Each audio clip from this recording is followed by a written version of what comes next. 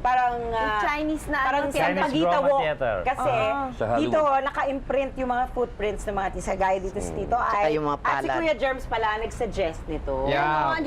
Handprints at saka footprints. Yung dinala ko ni Dr. Perez, first time sa Amerika.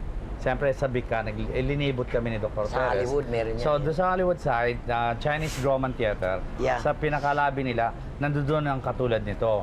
So, sinuggest ko kay Doc Perez at saka kay Mami Perez na bakit hindi natin gawin ang Sampaguita every weekend, parang ano din yung tourist, Pwedeng pumunta mga parang students. Universal City.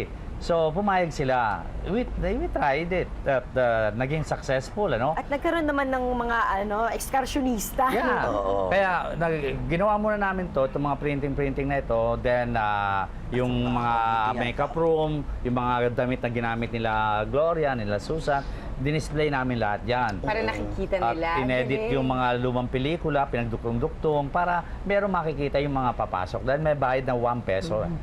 1 peso lang. 1 peso lang. Ito Wow. question, kasi sa US, sa Hollywood, maraming nagka-comeback ng yung mga veteran actors and actresses katulad nila Jessica Tandy at the time. Tsaka si nagbo-boom ang career nagbo-boom pa ulit rin ang career nila. Pagbalik nila, nagkakaroon pa nga yung ibang ng awards, like sila Jack Lemmon. At well, when he was still alive, biglang nagbalik siya. Tapos, ang gaganda ng mga... Kayo ba, you feel na you want to do something like that again? Or ano na kayo? Happy na kayo na relax na lang muna kayo konti?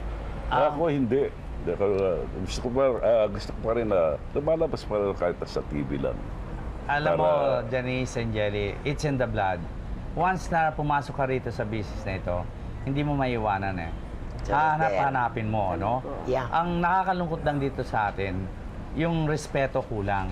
Dahil sa Amerika, sa Amerika until now, pahabang kahit na tumatanda ka, lalo ka nagiging mahal at importante sa kanila. Kaya ang pangalan ng isang artista, hindi mo makikita ang binababa nila. It will stay forever. Pag Kahit andun yan, nandun na siya. andun na siya. Kumbaga andun na yung marka niya, hindi mo na bababago. Yeah. Agree ako dyan, Germs talaga. Pero- Iba talaga ang trend ng yung bang ibang producer ng Pilipino. Sobra, pag hindi ka na superstar, para ka na lang, para bang Hindi, pamparami.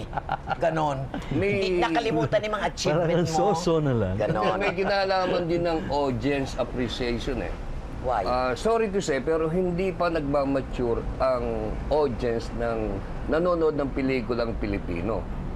Nandun pa rin sila nung panahon ng 60s na kung saan ang tinatangkilik lang nilang talaga ay yung mga bata.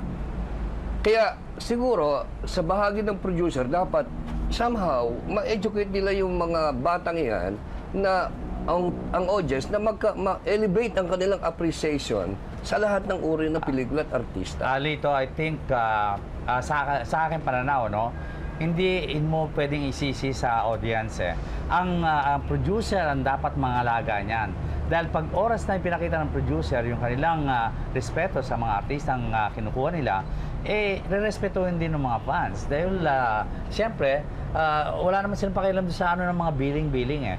Ang artista naman, hindi naman naghahanap na ilagay mo siya lagi doon sa itaas. Pero, Yung you respeto put him dapat in a sa kanya. place na respetado. Yung tamang lugar mo. Ganon, Actually, tama kayo, lang. Kuya Germs, nakikita ko yung ginagawa niyo yung parati. I learned so many things in this company. Yeah. Na kung ano yung pinamana sa'yo, ginagawa mo ngayon. Dahil ibang klase.